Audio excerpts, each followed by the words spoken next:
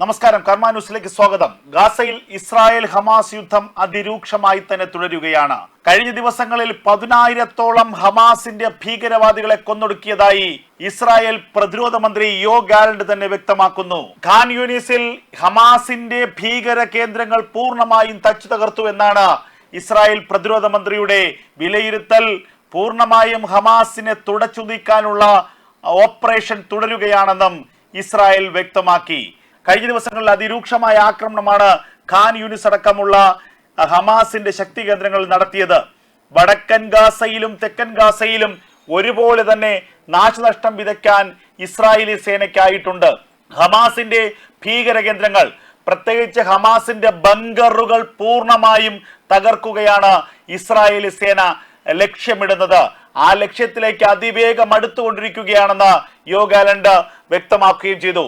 October 7-ന് ഇസ്രായേലിന്റെ മണ്ണിലേക്ക് കടന്നുകയറി വലിയ ആക്രമണം നടത്തിയ ഹമാസിന്റെ ഭീകരവാദികൾക്ക് ശക്തമായ തിരിച്ചടി നൽകാൻ ഇതിനകം തന്നെ ഇസ്രായേൽ സേനയ്ക്ക് കഴിഞ്ഞിട്ടുണ്ട്. 10,000-ത്തിലധികം ഹമാസിന്റെ ഭീകരവാദികളെയാണ് ദിവസങ്ങൾക്കുള്ളിൽ കൊന്നൊടുക്കിയത്. ഗാസയിലെ ഇസ്രായേൽ ഹമാസ് യുദ്ധം 4-ാം മാസത്തിലേക്ക് കടക്കുകയാണ്. ഇപ്പോഴും പ്രതിരോധം തീർക്കുകയാണ് ഹമാസിന്റെ തീവ്രവാദികൾ. എന്നാൽ ഇസ്രായേൽ സേന പ്രതീക്ഷിച്ച ആ പ്രതിരോധം ഇപ്പോൾ ഹമാസ് ഭീകരവാദികളിൽ നിന്ന് ഉണ്ടാകുന്നില്ല എന്നുള്ളതാണ് യാഥാർത്ഥ്യം. കാരണം ഹമാസിന്റെ തീവ്രവാദ കേന്ദ്രങ്ങൾ പരമാവധി ഇസ്രായേൽ തച്ചു തകർത്തു കഴിഞ്ഞിരിക്കുന്നു. ഹമാസിന്റെ പക്കലുള്ള ആയുധങ്ങൾ അവസാനിച്ചിരിക്കുന്നു. വെടിക്കോപ്പുകളില്ലാതെ സ്വയം കീഴടങ്ങുന്ന ഹമാസിന്റെ തീവ്രവാദികളെ നമുക്ക് പലയിടങ്ങളിലും കാണാം. ഇതാണ് ഇപ്പോഴത്തെ ഹമാസിന്റെ ഗാസയിലെ അവസ്ഥ. അതിനിടെ വെടിനിർത്തൽ കരാർ എത്രയും വേഗം വരുത്താനുള്ള വലിയ സമ്മർദ്ദങ്ങളിലാണ് ഇപ്പോൾ ഖത്തർ ഏർപ്പെട്ടിരിക്കുന്നത്. ഖത്തർ വിദേശകാര്യമന്ത്രി തന്നെ ഇക്കാര്യം വ്യക്തമാക്കുകയും ചെയ്തിരിക്കുന്നു. ഇസ്രായേൽ ഏറെക്കുറെ വെടിനിർത്തലിന് അംഗീകാരം നൽകിയതായി ഖത്തർ വ്യക്തമാക്കുകയാണ്. അത് മാത്രവുമല്ല, ഹമാസിന്റെ ഇക്കാര്യത്തിൽ നിലപാട് വ്യക്തമായിട്ടുണ്ടെന്നും ഖത്തർ ഭരണാധികാരികൾ വ്യക്തമാക്കുകയാണ്. അമേരിക്കയുടെ കൂടി പിന്തുണയോടുകൂടിയാണ് ഒരു വെടിനിർത്തൽ കരാറിനായി ഖത്തർ വലിയ സമ്മർദ്ദം ചെലുത്തുന്നത്. ഇനി യുദ്ധം നീണ്ടുപോയാൽ അത് പാലസ്തീനിലെ സാധാരണക്കാരായ ജനങ്ങളുടെ കൂട്ടക്കുരുതിക്ക് ഇടവരുത്തുമെന്നാണ് വെടിനിർത്തലിനായി സമ്മർദ്ദം ചെലുത്തുന്നതിന്റെ അടിസ്ഥാനത്തിൽ ഖത്തർ വ്യക്തമാക്കുന്നത്.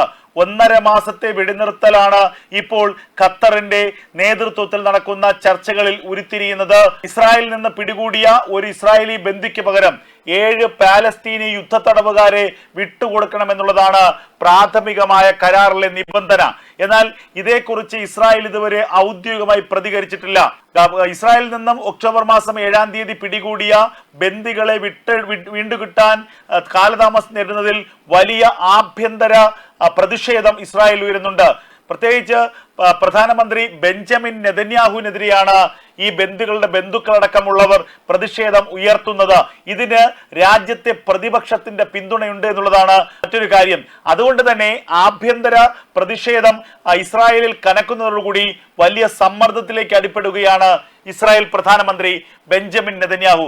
ഇതുകൂടി മുന്നിൽ കണ്ടുകൊണ്ടാണ് വരാനിരിക്കുന്ന പ്രതിഷേധങ്ങളെ കൃത്യമായി കൈകാര്യം ചെയ്യുക എന്ന വലിയ ലക്ഷ്യം കൂടി മുന്നിൽ കണ്ടുകൊണ്ടാണ് ഇപ്പോൾ ഒരു വെടിനിർത്തൽ കരാറിലേക്ക് പോകാൻ ഇസ്രായേൽ നിർബന്ധിതമായിരിക്കുന്നത്. എന്നാൽ ഇത് പൂർണ്ണമായും ഇസ്രായേൽ അംഗീകരിച്ചോ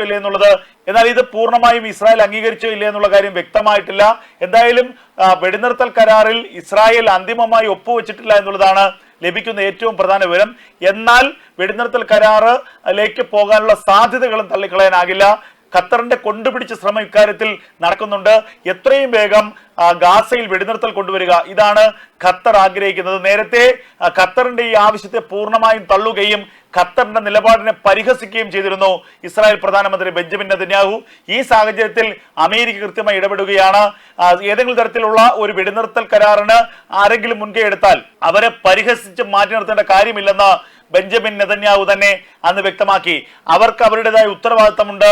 അത് ഗാസയിലെ സാധാരണക്കാർ കൊല്ലപ്പെടുന്നതിൽ ലോകത്തിന് മുഴുവൻ ആശങ്കയുണ്ട്, അത് ഒഴിവാക്കപ്പെടേണ്ടത് തന്നെയാണ് എന്ന് അമേരിക്ക പറഞ്ഞപ്പോൾ അതിന് മറുപടി പറയാൻ അല്ലെങ്കിൽ അതിനെ മറികടക്കാൻ ഇസ്രായേലിന് കഴിയില്ല എന്നുള്ളത് യാഥാർത്ഥ്യമാണ്.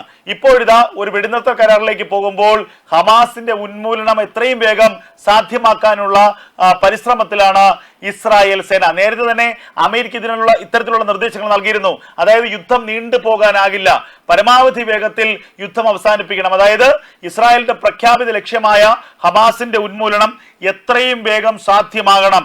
ഇതാണ് ഈ വാക്കുകളിലൂടെ അമേരിക്ക ലക്ഷ്യമിട്ടത്. ആ ലക്ഷ്യത്തിലേക്ക് ഇസ്രായേൽ അതിവേഗം അടുത്തുകൊണ്ടിരിക്കുന്നു എന്നുള്ള വാർത്തകൾ പുറത്തേക്ക് വരികയാണ്. മറുഭാഗത്ത് ഹമാസിന്റെ പ്രധാനപ്പെട്ട ഭീകരവാദ നേതാക്കളെ ഇസ്രായേൽ സേന വധിച്ചു എന്നുള്ള വാർത്തകളും പുറത്തു വരികയാണ്. അതായത് ഒക്ടോബർ മാസം 7-ന് ഇസ്രായേലിലേക്ക് കടന്നു കയറി ആക്രമണം നടത്തിയതിൽ നേരിട്ട് പങ്കാളികളായ ഹമാസിന്റെ ഭീകരവാദ നേതാക്കളിൽ ഒരാളെ വെസ്റ്റ് ബാങ്കിലെ ആശുപത്രിയിൽ നടത്തിയ കമാൻഡോ ഓപ്പറേഷനിലൂടെ വധിച്ചതായി ഇസ്രായേൽ വ്യക്തമാക്കുന്നു. മൊത്തത്തിൽ 3 ഹമാസിന്റെ ഭീകരവാദികളെയാണ് വെസ്റ്റ് ബാങ്കിന് സമീപമുള്ള ആശുപത്രിയിൽ കൊലപ്പെടുത്തിയത്. ഇവർ വേഷം മാറി ആശുപത്രിയിൽ അന്തേവാസികളായി രോഗികളുടെ വേഷത്തിൽ കഴിയുകയായിരുന്നു. ഇവരെ കുറെ നാളുകളായി ഇസ്രായേൽ സേന പിന്തുടരുന്നുണ്ട്. പ്രത്യേകിച്ച് ഒക്ടോബർ 7-ന് ഇസ്രായേൽ കയറി അതിക്രമം നടത്തിയ ഹമാസിന്റെ ഭീകരവാദി നേതാക്കളിൽ ഒരാളെ തിരഞ്ഞ് ഇസ്രായേലിന്റെ രഹസ്യ പോലീസ് അടക്കമുള്ളവർ രംഗത്തുണ്ടായിരുന്നു. ഒടുവിൽ ഇവർ വേഷപ്രച്ഛന്നരായി വെസ്റ്റ് ബാങ്കിൽ ഉണ്ട് എന്നുള്ള വിവരങ്ങൾ ലഭിക്കുന്നു. ആശുപത്രിയിലേക്ക് കമാൻഡോ സംഘം എത്തുന്നു. 10 പേരടങ്ങുന്ന ഇസ്രായേലിലെ കമാൻഡോ സംഘം അരമണിക്കൂർ നീണ്ട ഓപ്പറേഷൻ ഒടുവിലാണ് ഈ ഭീകരവാദ നേതാവ് അടക്കമുള്ള 3 ഹമാസ് ഭീകരവാദികളെ കൊന്നൊടുക്കുന്നത്. ഇതിലൂടെ ഒരു കാര്യം വ്യക്തമാണ്. നേരത്തെ തന്നെ ഇസ്രായേൽ ഒരു ആരോപണം ഉന്നയിച്ചിരുന്നു.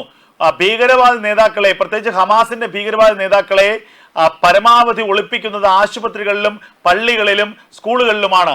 ആശുപത്രികളിൽ രോഗികൾ എന്ന വ്യാജേന രോഗികളുടെ വേഷത്തിലാണ് ഹമാസിന്റെ ഭീകരവാദികൾ ഇപ്പോഴും ഒളിവിൽ കഴിയുന്നത്. ഇത് നേരത്തെ ഇസ്രായേൽ ആരോപിച്ച ഒരു ആരോപണമാണ്.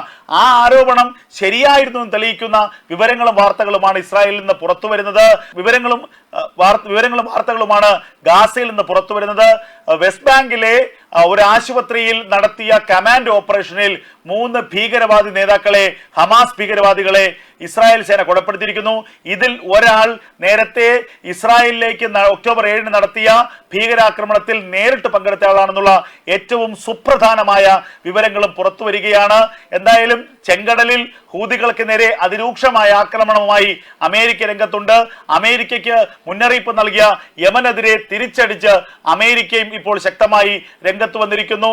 അമേരിക്കയുടെയും ബ്രിട്ടന്റെയും സംയുക്ത സൈനിക സഖ്യം ചെങ്കടലിൽ നിതാന്ത ജാഗ്രത പുലർത്തുന്നു എന്നുള്ള വിവരങ്ങളാണ് ഇപ്പോൾ പുറത്തു വന്നിരിക്കുന്നത്.